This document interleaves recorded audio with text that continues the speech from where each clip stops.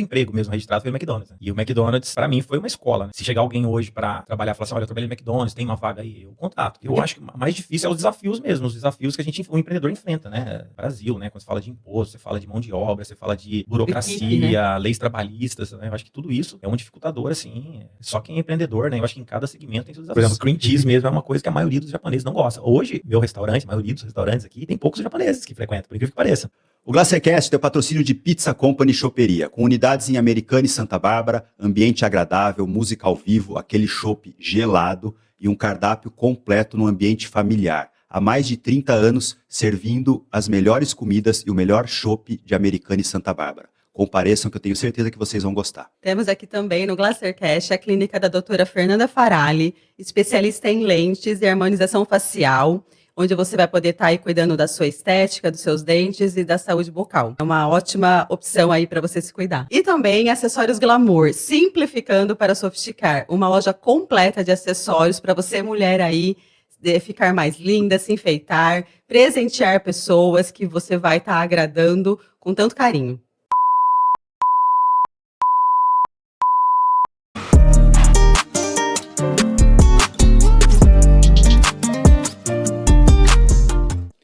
Olá, sejam bem-vindos a mais um GlacerCast, segunda temporada, 8º episódio.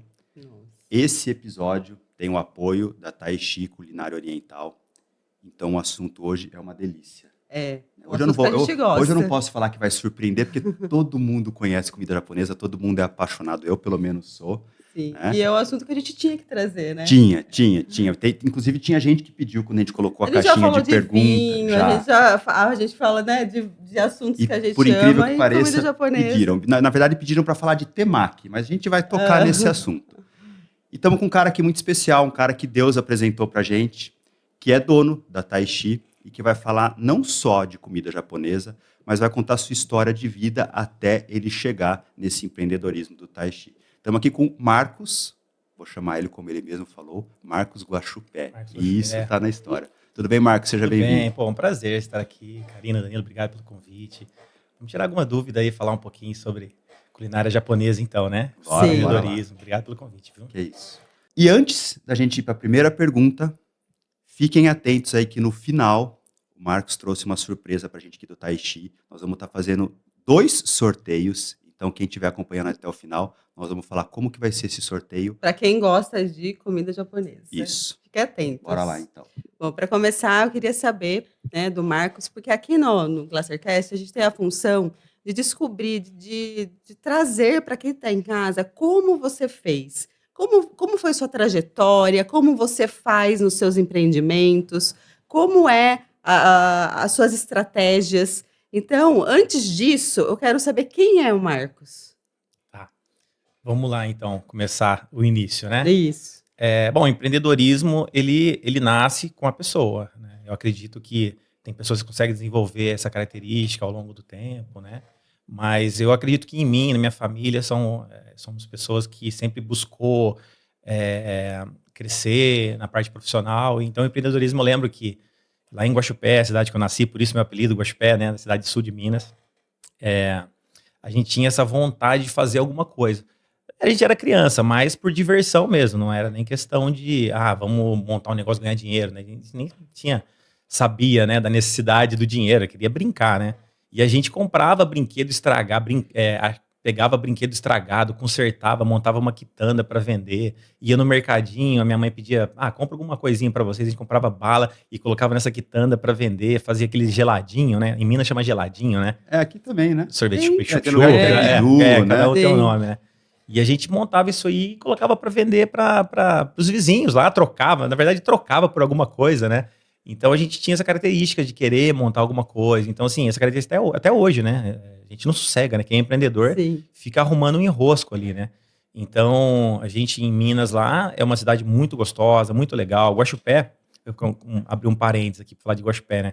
Guaxupé é uma cidade tem muita história, muita cultura, né? Guaxupé foi palco de guerra, na época do café com leite, né, na época do Getúlio Vargas e tal. Teve tropas que saíram de Guaxupé através da Mogiana.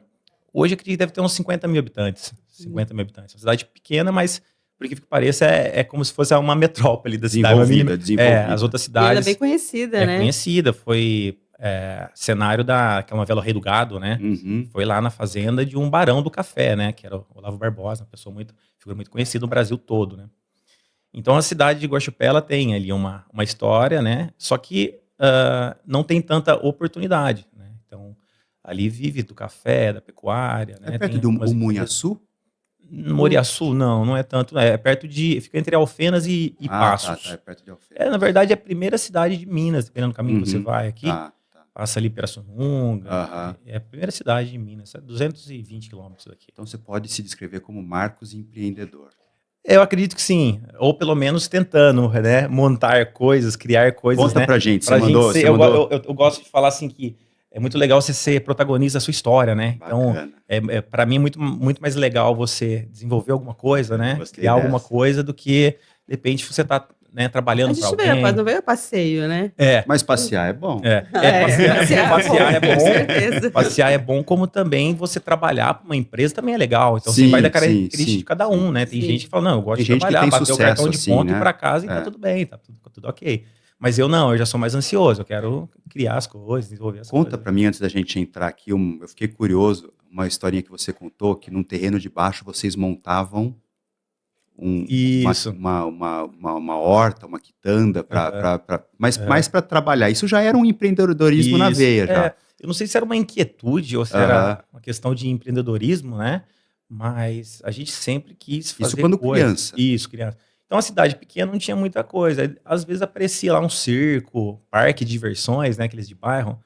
E a gente via aquilo e ficava maravilhado, né? A gente ia lá, né? Tinha aquele negócio de trem fantasma. E aí tinha um terreno debaixo ali de casa. E a gente queria criar isso também, recriar isso. Então a gente fazia um circo, fazia teatro, aquele negócio de fingir que tava dando tapa, umas coisas engraçadas, né? E chamava os vizinhos, dava super certo. Lotava de vizinho lá e a gente fazia palhaçada. Fazia, por exemplo, tinha aquele trem fantasma, né? Que nos parques você entra num carrinho sim. E vai passando ali por alguns cenários ali. E a gente fazia com uma carriola, né? Era carriola fantasma.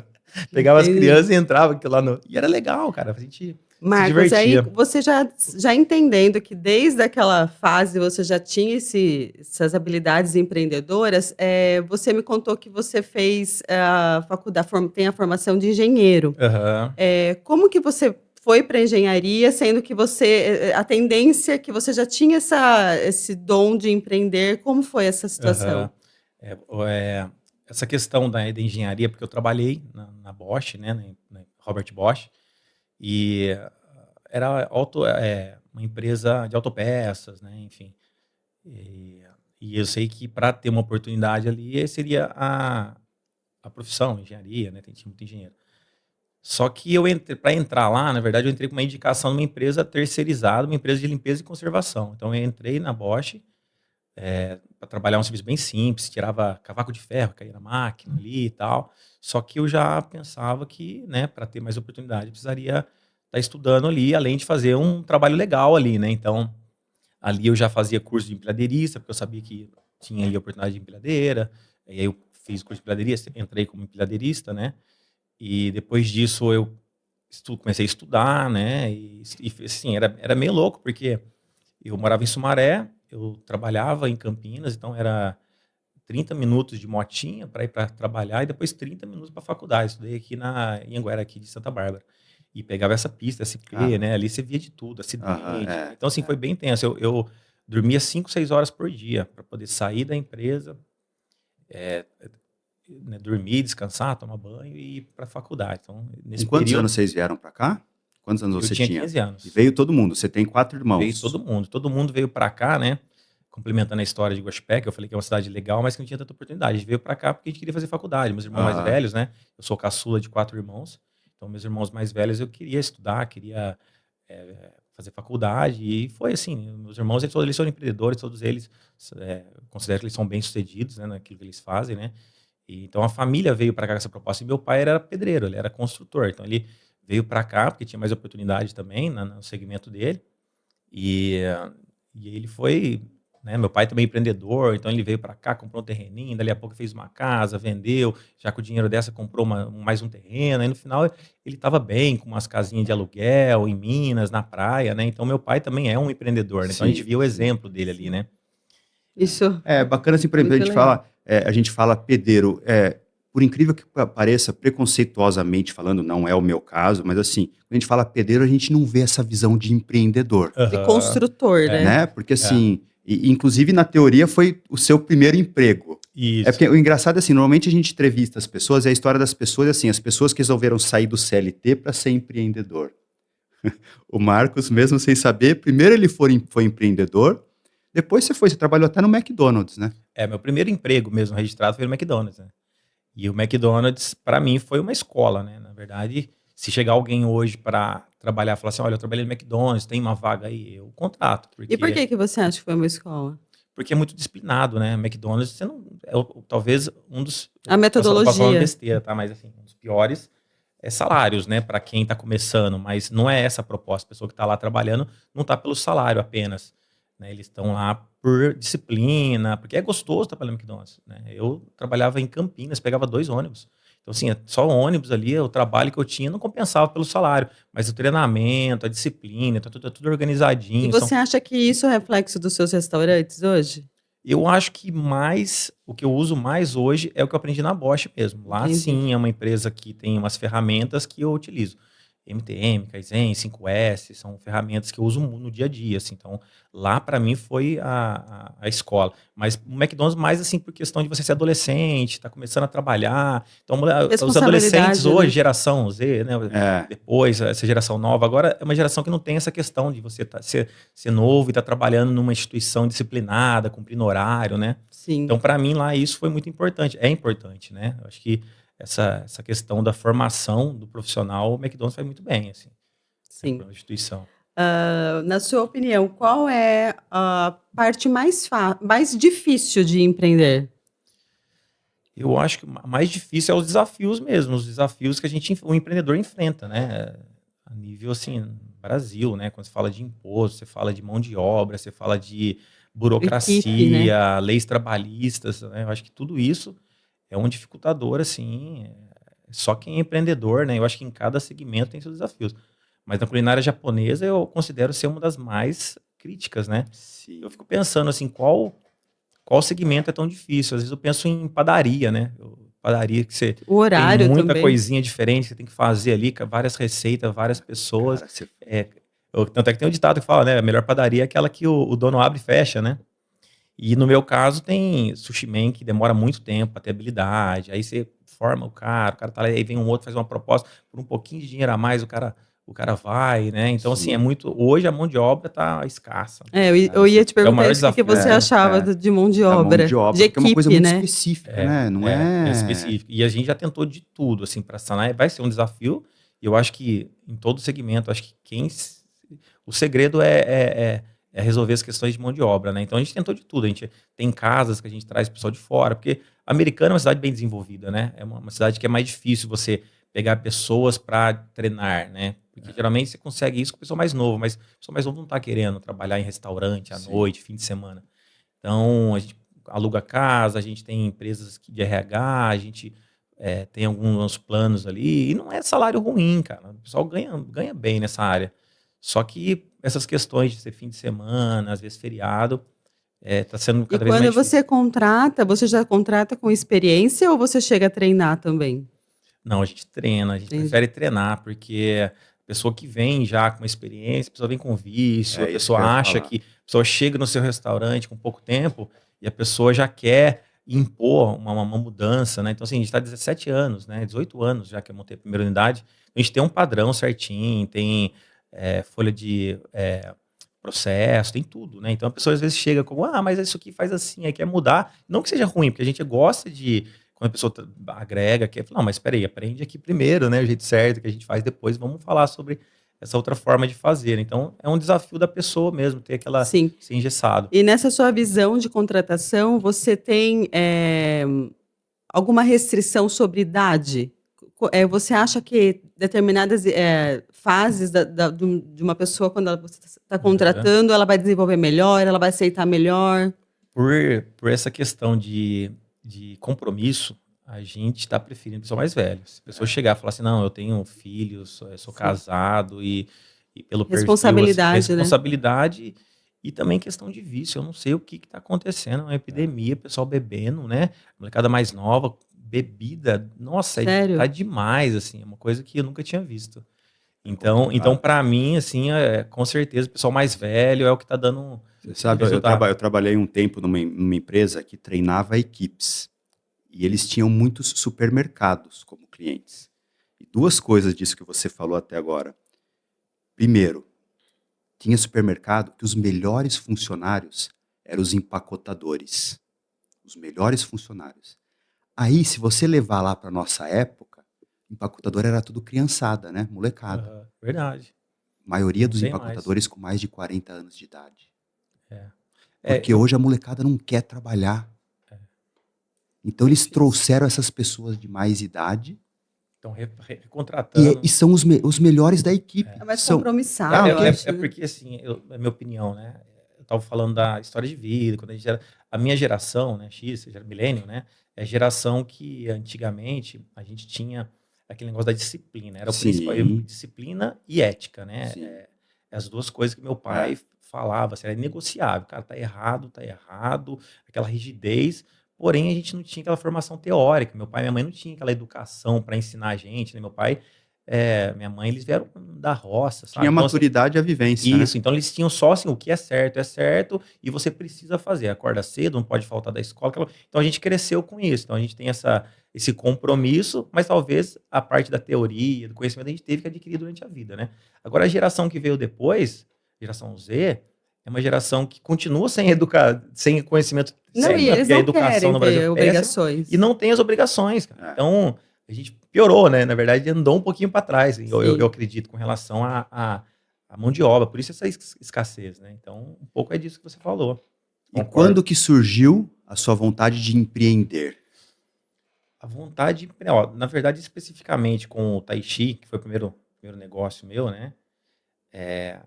Foi quando a gente trabalhava na Bosch. Eu já estava trabalhando, complementando a história, né? Que eu estava trabalhando na Bosch. E aí eu entrei para engenharia, eu entrei primeiro para um laboratório, enfim, depois eu entrei para engenharia industrial, e para mim foi assim, uma satisfação muito grande trabalhar com as pessoas que eu trabalhei. O Carlos Filho, o meu gestor, que hoje ele é um dos principais cabeças da Medley, é um cara super gente boa, assim, um cara que se preocupou em ensinar, né? Enfim, o pessoal lá era super bacana. Então, o pessoal da engenharia saía para comer lá no Cambuí, num restaurante japonês que chama Lasca. Era meio japonês e meio brasileiro, não era ainda esse boom que era, né? Então eu falei, nossa, comida japonesa. Aí ele levou, vou levar vocês, aí, molecada, estagiário, eu tava como estagiário. Molecada, vou levar vocês para comer lá. E a gente foi, e eu de cara já fiquei maravilhado, né? Hot rolls, e tinha lá uma lula recheada com shimeji. Nossa, que legal. E a gente ia toda sexta-feira. Aí começou a pipocar o negócio de temaqueria. Não sei se vocês lembram, teve um aula de temaqueria, né? Temaqueria, a temaqueria.com, Max Place, né? Tanto é que aqui em Americana eu comprei a Max Place, né? Pra mudar a bandeira pra Tai Chi, né? Eu queria um lugar bom ali na avenida. Era ali da Max Place. Então a gente saía para comer lá e eu fiquei maravilhoso. Falei, cara, começou a surgir temaqueria se a gente fizer um negócio desse. Então eu montei com outro amigo que era engenheiro também. Falei, vamos fazer? Vamos. Fizemos um projeto, tava tudo certo. Só que ele teve um problema, ele não ia poder assumir esse compromisso. Ele ia ser transferido, eu não lembro exatamente. E aí eu falei, e agora o que eu faço? Aí eu já estava com o projeto pronto, meu irmão falou, eu entro com você. Meu irmão também é empreendedor. Falei, então vamos embora. E a gente inaugurou. Em qual cidade? Em Sumaré. A primeira foi Sumaré. A primeira Tai Chi foi Sumaré. Isso, ali na Rebouça. E foi meio tenso, cara. Foi muito tenso. Porque eu contratei Sushi Man, contratei algumas pessoas e inaugurou assim meio de qualquer... Não de qualquer jeito, mas assim, o Sushi Man, cara, assim, você precisa de algum tempo para você entender, né, que esse cara é bom ou não é. Então foi meio tenso, assim. Então ali a gente começou a entender que a gente precisa ter organização, disciplina, né? Ali eu passei uns perrengues ali, porque fechava tarde, tinha que acordar cedo para ir no Ceasa, E deu até um arrependimento, porque eu saí da Bosch. Lá na Bosch, o meu gestor, quando eu falei assim, ó, eu vou inaugurar lá e tal. Aí ele falou assim, cara, mas assim, você sabe que não pode, as diretrizes da Bosch, você não pode ter um negócio paralelo. Eu não sabia. Falei, cara, e agora? Eu amava trabalhar ali, né? Eu tava crescendo, eu já tava responsável, né, pro meu setor ali, montava linha de produção e tal. E aí eu falei, cara, vou ter que escolher então, em compromisso, né, em respeito ao meu irmão também, que apostou nisso, né, investiu nisso. E aí eu montei o Taishi. No primeiro ano foi difícil, até que eu chamei como sócio um Sushi Man, o Sushi Man que eu, inclusive, fiz curso de sushi com ele, um cara muito bom. Eu ia perguntar isso, você fez o curso, você sabe fazer também? Sim, eu sei fazer tudo, inclusive as receitas, sushis foram eu que fiz, assim, né, a gente pegou uma noção dos restaurantes que a gente gostava da época, e a gente fez um cardápio ali, mas que foi eu que fiz tudo, assim, eu sei limpar peixe, sei fazer arroz, sei fazer yakisoba, sushis todos, né? Até porque você precisa saber para ensinar, para saber se tá bom, né? Karina entender, sabe né? disso. Tem que saber para entender. Mas é isso. Foi assim, através da Bosch, a gente ia lá no Cambuí comer, me despertou à vontade, viu uma ascendência da temaqueria e de temaki a gente montou. E hoje o Taishi está em quais cidades? A gente está em Sumaré, Americana, aqui Campinas. E Indaiatuba. E em Indaiatuba agora a gente montou o delivery. A gente inaugurou lá faz 3 meses. No sistema ali de delivery mesmo. Então ali em Indaiatuba é um projeto novo que eu quero expandir. E você acha que é bom esse outro perfil? É querer sair um pouco desse atendimento presencial, que é legal também, só que a nossa ideia é começar a ter uns pratos mais elaborados para atendimento presencial e delivery ser mais assim para massa, que é o que hoje, o meu faturamento hoje é 70% delivery. Entendi. A gente Isso por causa da pandemia, Marcos? Acredito que também a pandemia acelerou, né? Antes da pandemia, a gente já tinha feito um estudo, tinha feito embalaginha, a gente já tinha feito um projeto para delivery, porque já tinha um estudo, né, que falava, olha, o comportamento do brasileiro vai mudar, toda casa hoje tem um espaço gourmet, a mulherada não quer mais sair, se arrumar toda de salto para parar o carro no estacionamento ali, o pessoal ficar arriscando o carro. Então, assim, o comportamento mudou, as pessoas querem ficar mais em casa. Não sei se acontece com vocês, tem filho. Antigamente... A Maria já fez ali, ó. Não. Porque assim, antigamente, quando eu era criança, eu queria fazer de tudo pra sair de casa. Eu ia chutar pedra na rua, mas não queria ficar dentro de casa. Eu acho que por falta de opção, não tinha mainstream, não tinha nada, as coisas que tem hoje, os multiplayers, né? A molecadinha joga. Hoje, se você falar pra um menino de 15, 16 anos, vamos sair de casa, a criança não quer. Eu tô falando isso baseado dos meus amigos, assim, que tem filho, fala, não quero, não vão ficar aqui. Quando vai, tá no celular. Exatamente. Então, tem essa mudança. Então, na pandemia, isso simplesmente obrigou as empresas que não estavam no delivery. E o iFood também se destacou, né? Então, o iFood, tem credibilidade. Eu fui o primeiro restaurante no iFood na região. Mesmo? O primeiro, o Taishi lá de Sumaré, foi, eu não sei quantos anos. Isso antes da pandemia? Antes da pandemia. Foi o primeiro restaurante. Quando a gente começou a conversar via iFood, comecei a entrar em contato com eles lá e tal. Hoje a gente tem uma relevância muito grande. O gestor uma vez falou que a gente é número 1 na região, no iFood. Então, assim, eu acho que até se digitar vocês, é o primeiro que aparece, né? Depende muito, porque hoje tem um algoritmo no iFood, que assim, você paga para estar lá na frente, hoje não é mais igual era antes. Antes era assim, quando era orgânico, você vende bastante e tal, você tá lá na frente. Entendi. Aí hoje você consegue pagar para estar ali na frente, você consegue... se você está perto da onde a pessoa está fazendo pedido, ele já joga ali mais uma relevância para você. Então, tem vários fatores que é importante entender também, né? Sim, porque a gente está, como cliente, a gente não sabe qual é a burocracia por trás de tudo aquilo que está chegando na tua casa, né? Exatamente. Mas, resumindo, é muito mais difícil hoje tirar a pessoa de casa. As pessoas estão indo cada vez menos no restaurante e a gente tem que ser criativo, sabe? Sim. O pessoal tem que... E aquela pessoa que vai também é uma outra forma de atendimento, né? Aí você tem que ter o treinamento para aquela equipe para servir, né? Exatamente. Assim, tem que sempre estar antenado, né? Acho que a pessoa, para sair de casa, ela quer alguma coisa, ela quer ser bem atendida, ela quer fazer valer o valor que está pagando, porque comida japonesa nem sempre é barata, né? Então a pessoa fala, tô pagando isso aqui, tá demorando o prato, e é um desafio pra gente, porque são mais de 70 itens no rodízio. E são frescos, né, as coisas. Fresco, às vezes é fresco, às vezes tem ali puxado ali na wok, então assim, cada prato que vem no rodízio é uma preparação. Então tem a parte do temaki, tem a parte da salada, tem a parte da entradinha, tem a parte da cozinha quente, tem a parte do sushi. Meu então Deus. Assim, é muita coisa. E quando você elabora o cardápio, qual a sua maior preocupação? Com esse tempo de atendimento ou com que você... Enfim, qual é a sua... Entendi que você perguntou, porque é uma coisa que a gente Porque é tudo, pensa, né? Às vezes a gente gostaria de colocar coisas no cardápio muito mais elaboradas, muito legais, né? Porque...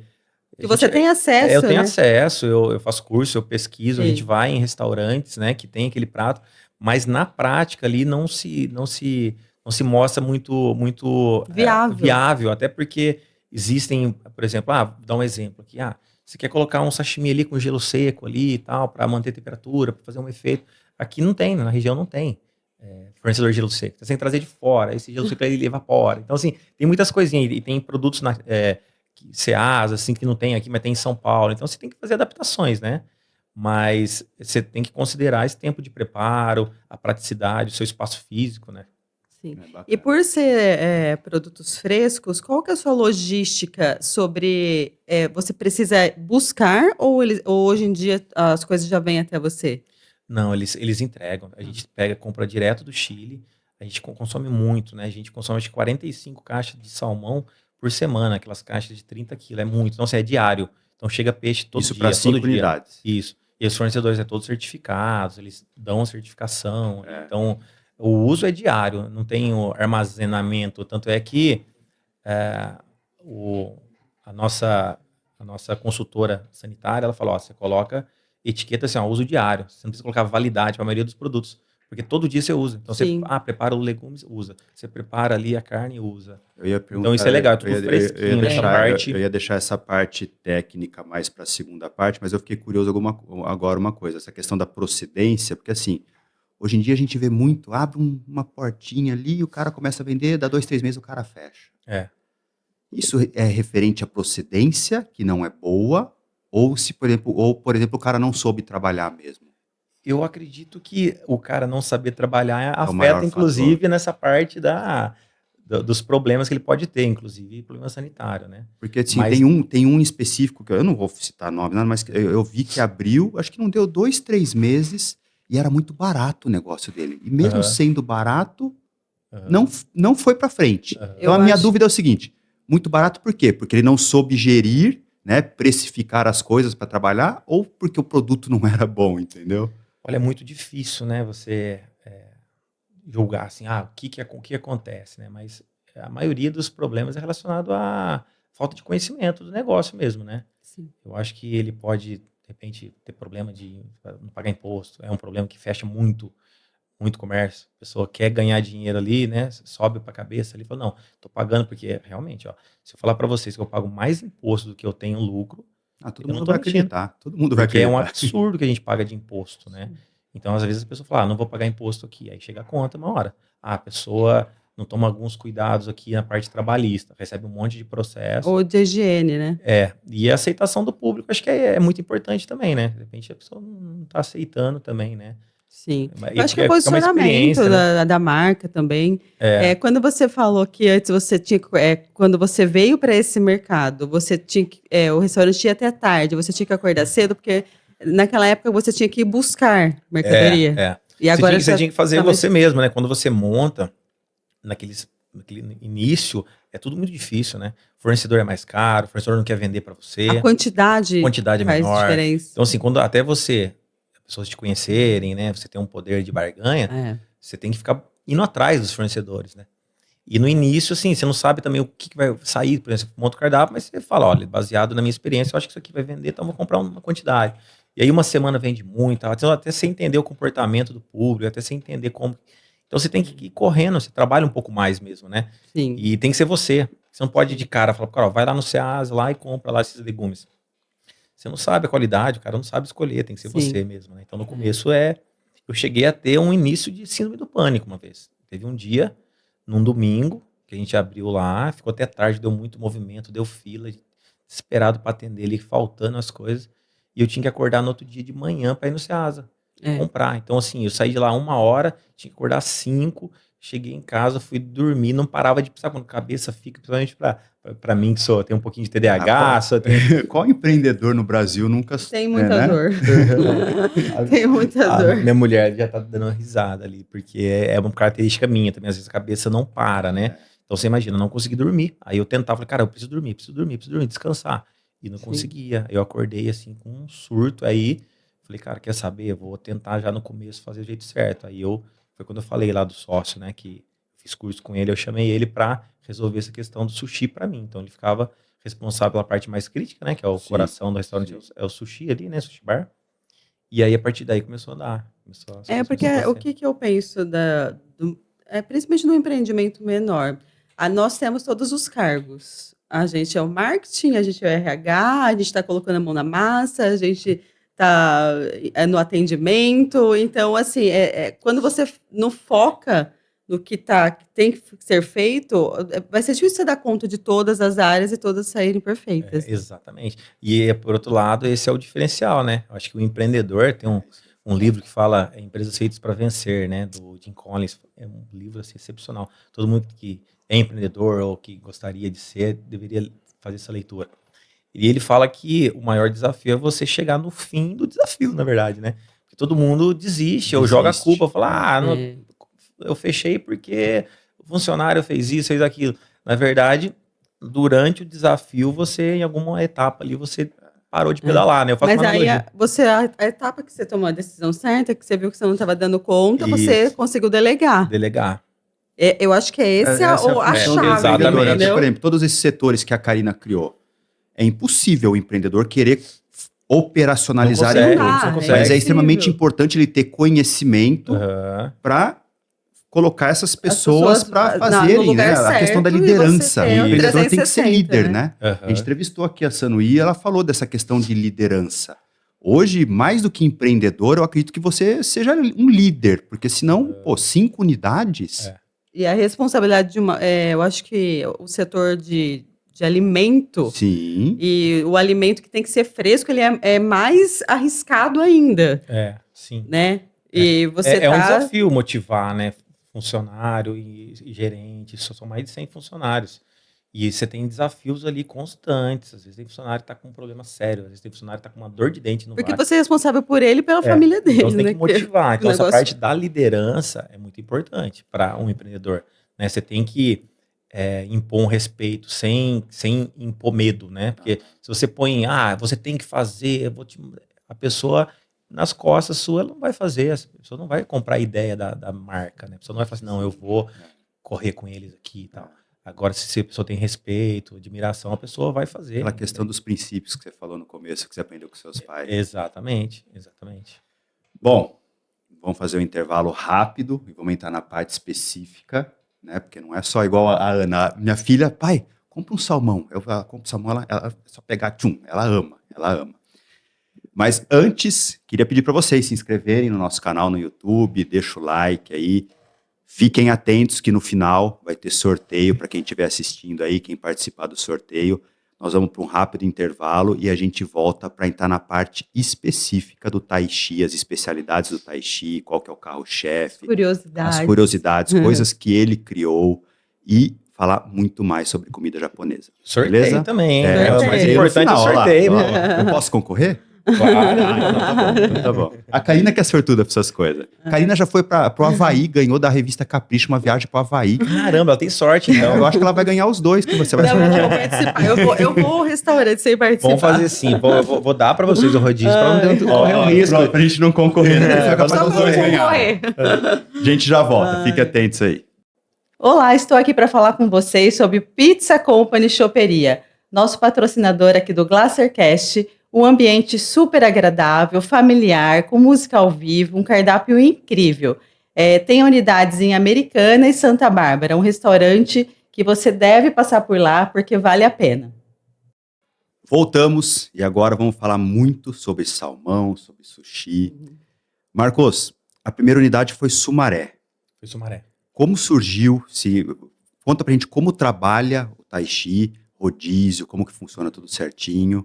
O Tai Chi ele funciona de segunda a domingo, na maioria das unidades. Americana, apenas Americana, fecha de terça-feira. E rodízio, almoço, janta, delivery, pratos à la carte. Então, tem bastante tem opções de combos, poke, teixoco, bastante variedade. Né? o iFood também é muito forte, né? Então tem pratos Cardápio é igual específicos para o iFood. Não, tem alguns pratos específicos, às vezes, para o nas iFood. unidades. Dependendo da época do ano, dependendo da data comemorativa, a gente cria alguns pratos, né? Mas, por exemplo, o cardápio se eu for na unidade americana, é igual de Sumaré, igual de Campinas, É igual. tudo Muda igual. alguma coisinha só com relação, por exemplo, a sobremesa. Tem um fornecedor de mini churros que não entrega em questão de logística Entendi. mesmo, uma coisinha ou outra que muda, mas em geral é as mesmas. Quando você analisa seus clientes, o que você acha que eles mais consomem? Um rodízio ou à la carte?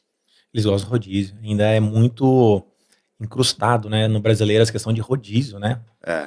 Então, eu acho que é uma tendência a mudar, tá? Eu acho que em breve vai mudar um comportamento, a pessoa vai querer mais o à la Por carte. conta da dieta, disso, ou você acha que não? Eu acho que é uma mudança de comportamento. Eu acho que a gente vem, assim, com essa cultura de rodízio, comer pizza, Sim. combinar Comer quem muito, come né? mais, quem come mais É. pizza e tal. É à vontade. Hoje, eu acho que hoje o pessoal tá mais preocupado também com essa parte da saúde, né? Isso. Comer bem, assim. Então, Mas, na teoria, a comida japonesa é uma coisa saudável. aham. Ou tem as Não, coisas que fogem disso? depende, é muito saudável, Tem né? fritura também. É muito saudável, tanto é que o japonês é as pessoas não mais vê um saudáveis, que vivem japonês mais, obeso, a né? vida mais longínqua, né? É dos japoneses. Porém, existe sim o molho, o tare que você tem que ponderar, Nossa, eu amo. o arroz também. O gohan é um arroz saudável, né? Que ele não tem o tempero. E o chari, que ele é o arroz que usa no sushi, ele já tem um pouquinho, ele é um pouquinho mais adocicado, tem um pouquinho mais de carboidrato. Então, assim, é sempre bom ponderar um pouco, assim, em alguns itens, né? Mas salmão grelhado, o peixe in natura, isso aí você É pode uma comer à curiosidade. Você já foi para o Japão? Não fui. Tem curiosidade de ir, de Eu ter tenho acesso? sim, mas a gente tem hoje em dia você consegue pesquisar, que nem eu fico olhando ali, pesquisando, vendo muito vídeos, Hoje em dia né? tem muito Que me acesso, sana um pouco a minha curiosidade na parte cultural, porque existem outros lugares ainda que eu gostaria de visitar, né, no mundo, assim, né? Que inclusive que tem. Isso por causa da culinária japonesa ou não? Não, culinária em geral, né? Tá. Tem outros lugares que eu iria para conhecer sobre gastronomia. Mas o Japão é um país incrível, né? É um país incrível, né? Eu tenho amigos que moram lá, tenho muita vontade de conhecer Eu tenho também. vontade. E você vê que a nossa cultura aqui em comer essa comida específica é diferente da cultura deles lá, óbvio que é Eu ia diferente, mas perguntar isso. como é o preparo dessa comida, como é servido, o que você Eu vê ia de perguntar isso, diferente? porque assim, a gente vê que tem coisa aqui, relatos, né? O japonês, quando vem pra cá e vai num restaurante japonês, ele fala assim, isso aí não é comida japonesa. Tem muito isso, assim. É até difícil falar por japonês, né? Eu até peço desculpa se eu falar alguma besteira aqui, mas assim, o japonês, tem essa parte muito cultural, muito tradicional, né? Até um pouco meio rigoroso com relação ao que eles acreditam ali. Então, a gente, como brasileiro, a gente muda tudo, né? Então, hoje tem sushi de pizza, e realmente eles não é muito fãs, assim, de mudar, né, a Sim. tradição, né? Então, a gente, no Brasil, por obrigação, a gente teve que adaptar aos ingredientes nativos e tal, né? Sim. O japonês, ele é mais assim, legumes, ele coloca vagem, coloca coisas mais naturais, né? Mais frescos. Eu acho que não menos mais frescos, doces também, talvez. mais crus, né? Mais Tipo, legumes crus, peixe crus, né? A gente coloca cream cheese, Doritos. Isso, por exemplo, cream cheese mesmo é uma coisa que a maioria dos japoneses não gosta. Hoje, não só meu restaurante, a maioria dos restaurantes aqui, tem poucos japoneses que frequentam, por incrível que pareça. Eu acho que a proporção de japoneses e brasileiros que frequentam um restaurante japonês hoje aqui é a mesma que frequentam um restaurante brasileiro. Até porque no Japão o sushi também não é. Tem muita gente que pensa, né, que lá no Japão o arroz e feijão deles é o sushi. Não é também. Sushi pro japonês também é caro também. Eles saem para comer sushi no fim de semana também. Lá eles comem udon, eles comem bastante caldo, né, essas coisas assim. Então, a diferença maior é essa. Aqui no Brasil, a gente adapta com o que o brasileiro come. Então, assim, a gente, infelizmente, ou felizmente, a gente vende com o que tá dando certo, né? Sim. Então, você vai ali vendo ali que tá dando certo, é importante, o pessoal tá gostando, né? E japonês está se adaptando também agora. Engraçado isso, né? A gente se adaptou à comida japonesa, o japonês está adaptando à comida japonesa que o brasileiro... culinária, Então, mas eles devem chamar de comida brasileira. Comida japonesa brasileira. Mas é engraçado como que a comida brasileira ficou sendo uma comida típica, assim, muito desejada por brasileiros, muito aceita, né? Desde 1910, né? Quando vieram os primeiros japoneses, né? Os imigrantes vieram para o Brasil, começaram a trazer ali o tempero, né? E hoje o que ficou mesmo é o consumo cru dos alimentos e o arroz. O resto mudou tudo praticamente, né? Não que mudou, mas a gente abriu um leque muito maior, né? No Tai-Chi, em todas as unidades, vamos pegar 5. Tirando o rodízio no à la carte, qual que é o carro-chefe? Eu vou lá, qual que eu vou pedir? O pessoal gosta muito de temaki, né? O pessoal mais jovem gosta muito de temaki ainda, né? Temaki e hot rolls. Hot rolls é o principal. Hot rolls é o principal. Tem, tipo, uma noite chega a sair 250, 300 hot rolls. Isso em uma unidade. Uma unidade. Bacana. E vocês tem comidas no cardápio que vocês conseguem deixar pré-preparado? Não, na verdade, tudo você tem praticamente tudo você tem que fazer antes, porque você não consegue. Você imagina... Na hora você só você fazer... A hora que você falou da quantidade... porque assim, um combinado vai vários itens. Sashimi, nigiri, né, uramaki, vai parte quente, né? O prato que mais sai hoje no Tai-Chi é um prato que chama rodízio para viagem. Ele é uma bandeja térmica, assim, que vai salmão grelhado com tepan de legumes, vai shimeji, ceviche, hot rolls, rolinho primavera, gyros. É os itens do rodízio que a gente deu uma compactada e colocou. E uma bandejinha, e uma caixinha um pouco maior que essa aqui, que vai os outros sushis e sashimis, né? E imagina fazer isso na hora ali, por um. Então você faz uma quantidade, um pouquinho antes, e vai mandando, né? E aí você consegue mandar em volume. Eu ia perguntar isso, um diferencial do Tai-Chi para os outros restaurantes japoneses, de culinária japonesa. Tem mais algum que, por exemplo, que eu encontro no Tai-Chi que, pelo que você saiba, não tem nos outros? Alguma coisa que você criou? Olha, o que eu criei, que o pessoal depois copiou bastante, você vai ver no Isso é sinal de sucesso. É o Big Temaki com acompanhamento. Então, assim, a gente criou um Big Temaki, ele vai o dobro de recheio, então ele é grandão, o temaki é grandão, e ele sempre vai 3 fatias de sashimi e 3 de hot roll. É isso que a gente fez lá atrás, logo quando eu montei o restaurante. E até hoje sai muito, assim, sai muito. E aí o pessoal, eu sei que o pessoal se inspirou porque é mesmo prato. Você pegar tipo o Big, vai lá o Big com 3 hot roll, 3 sashimi. Então ele sai bastante, ele vende bastante. Legal, Marcos, quando você começou a sua história contando pra gente aqui, você não era desse mundo da comida japonesa, desse mercado. Nem da culinária. Nem da culinária. Você está há 18 anos, né? Você falou? Sim.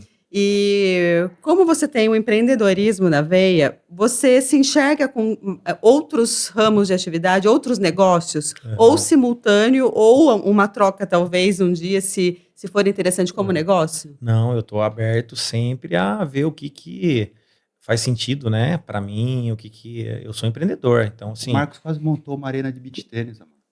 Verdade, ele não sabe dessa história, né, a gente quase montou O Marcos é igualzinho você. Não, então, mas você abandonaria o ramo que você está hoje? Na verdade, meu último investimento foi um centro comercial, um boulevard, que eu montei de containers. Então, hoje lá tem 8 lojas, hamburgueria, espetaria, tem show ao vivo, que tá dando super certo, assim. É uma coisa que eu gostei muito de fazer, porque demanda menos tempo, né? Mão na massa, menos esforço mental também, né? E tá dando super certo. É um espaço bem legal, chama Levive Boulevard. Você é dono do espaço. Isso, sou dono do espaço e faço sublocações. As pessoas locam ali e aí a gente faz eventos, né? E eu tô para lançar um produtinho também aí, um produto que a gente usa em restaurante também, um objeto de plástico que o pessoal usa em restaurante, lanchonete, então tá em fase de patente aí, logo eu lanço também. Então assim, eu não tenho problema com relação a diversificar, né? Na verdade, é uma necessidade, eu acho. Todo empreendedor de sucesso... A Karina fala isso nas palestras dela. Ter várias cestas. Você não pode ter os seus ovos numa cesta. Eu adoro ter vários ovos. Não, todo empreendedor de sucesso tem essa questão de diversificar, até porque a gente é muito dependente, por exemplo, do salmão que vem do Chile. Se um dia o Chile falar, não vendo mais salmão para vocês. Não que vai fechar essa laranja, vai ter que importar da Noruega de avião, então não sei mas aí você vai estar com a demanda, mas não vai ter o produto para estar oferecendo, né? Exatamente. Então, assim, a gente tem muitas questões que faz com que você fale, eu vou investir em uma outra... Eu sempre acreditei, eu acredito no multinegócios. Porque, na verdade, você se torna especialista no que você quiser. né? É só ter dedicação que é regar para crescer, né? Agora, a minha característica um pouco prejudicial seria investir em ativos, né? Eu sou mais de investir em ativos. E qual que é o risco? O risco é se você não ter esse retorno imediato, Sim. você fica você fica um tempo sem ter como investir em alguma outra coisa. Aí, ultimamente, que eu montei essa questão do Boulevard ali, que eu pensei em investir em passivos, né? Que é mais seguro, investimento mais tranquilo. Dá né? menos trabalho. Eu acho que depois de um tempo você começa a pensar em segurança, né? Sim, Mas assim, é natural. não que eu... maturidade isso, então assim, né? para mim que começou do zero, assim, comecei praticamente do zero. Então assim, eu pegava um dinheiro, falei, não, esse dinheiro tem que virar mais dinheiro. Pegava dinheiro, investimento em virar mais dinheiro, né? E agora eu tô pensando mais essa parte de ser tranquilidade, né? Também. Porque eu penso em tirar um pouco o pé do acelerador em breve, né? Porque a gente não consegue, né? Ficar numa loucura, assim, acelerando esse carrinho, esse motorzinho aí a vida inteira. Uma hora né? umas falhadas. A gente está colocando aí na tela tanto o site, todas as coisas do Tai Chi certinho, mas eu queria que você falasse pra gente uma promoção que está acontecendo hoje no Tai Chi. Você consegue colocar depois o link na descrição do vídeo? Tudo. Eu vou colocar lá uma promoção pro almoço. Tanto que aqui perto, né? Acho que eu vou arrastar vocês aqui do estúdio para lá.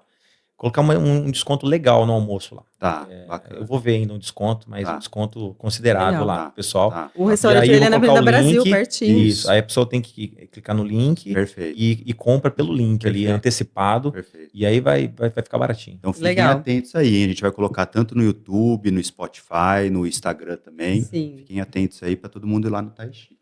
Pois é. Para finalizar, fiquei sabendo que tem um livro vindo a caminho. Eu ia pedir, eu juro que nós não combinamos, eu ia deixar isso para o final. Porque você falou que você começou a escrever um livro, e posso falar? Do que você acha que é o livro?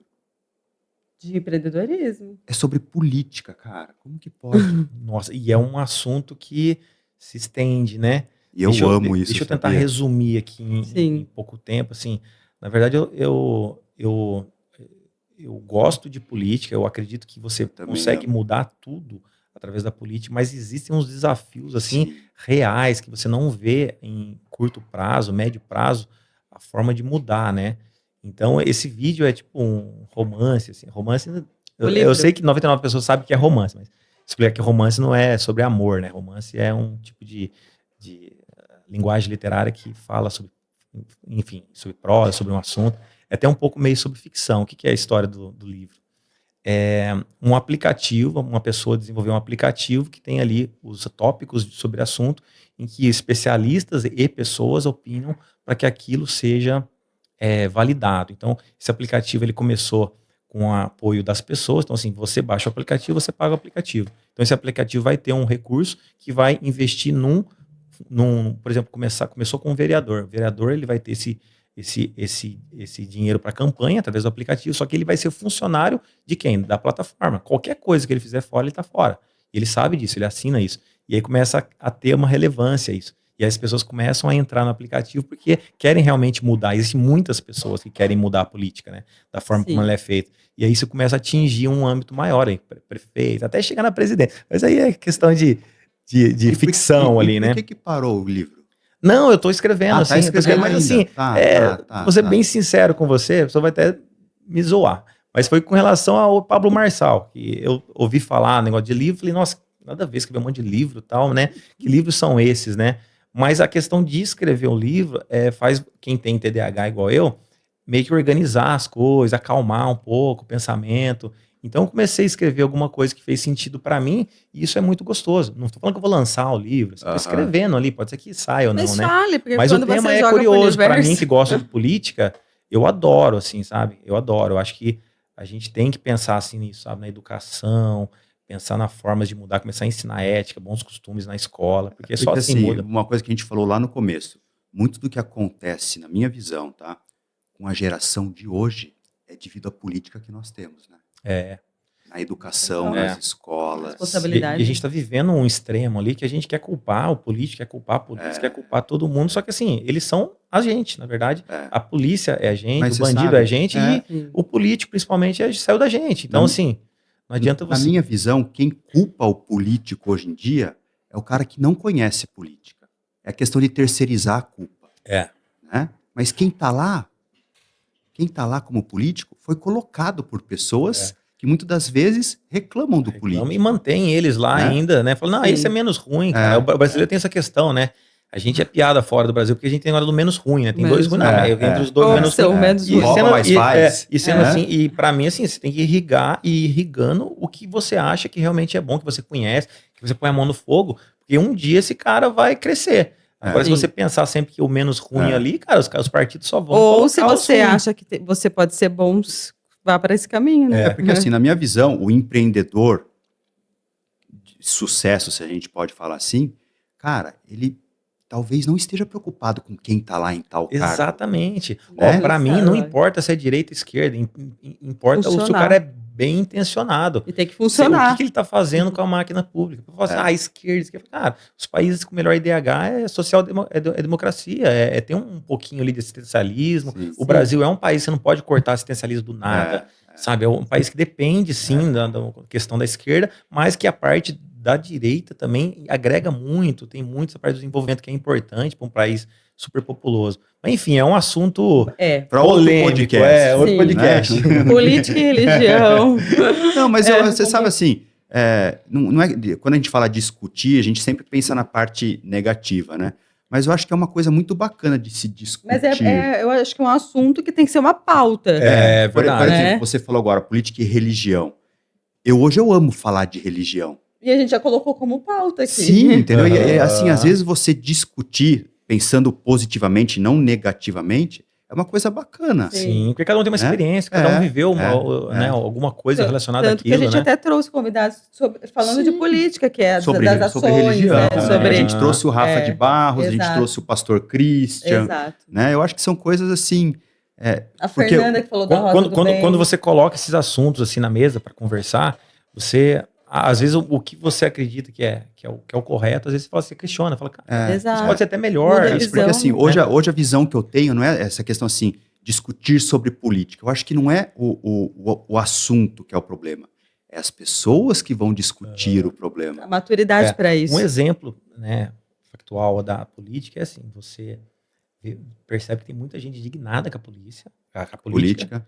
Indignada com a política, reclama assim como se fosse fervor. Porque assim, o pior da política não é o cara que não sabe, é o cara que acha que sabe. Porque ele quer impor aquilo, né? Aquela verdade dele, né? E às vezes ele não tá sabendo também, ele não entende o conceito. Não então, tem conhecimento. A política tem essa face, né? De você ter esse extremismo, né? E... Bom, enfim, a política é um assunto. Mas é legal, bom saber essa sua, mais uma bacana. faceta.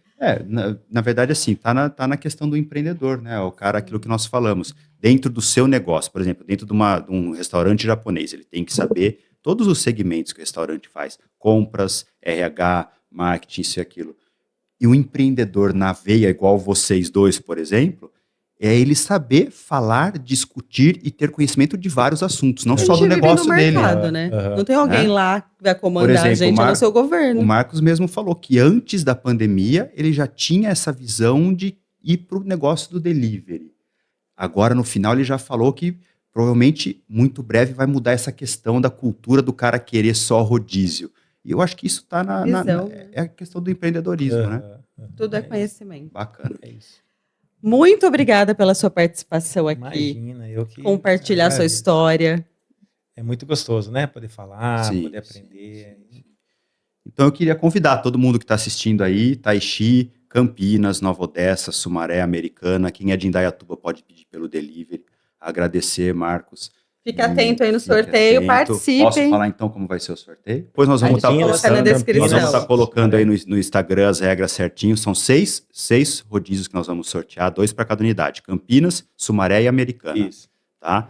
As regras, falando rapidinho as regras. Vai ter que estar inscrito no nosso canal do YouTube, no nosso canal do Instagram, no YouTube do Taixi, no YouTube não, no Instagram do Taixi, tá? Vai ter que comentar tanto na publicação do nosso Instagram quanto no YouTube. Fala, eu quero. Isso. E nós vamos estar sorteando. A gente vai, logo que a gente terminar esse episódio, a gente vai estar colocando no ar, tudo certinho, a regra para vocês aí, numa collab entre os 2 Instagrams, ok? Boa sorte para todo mundo.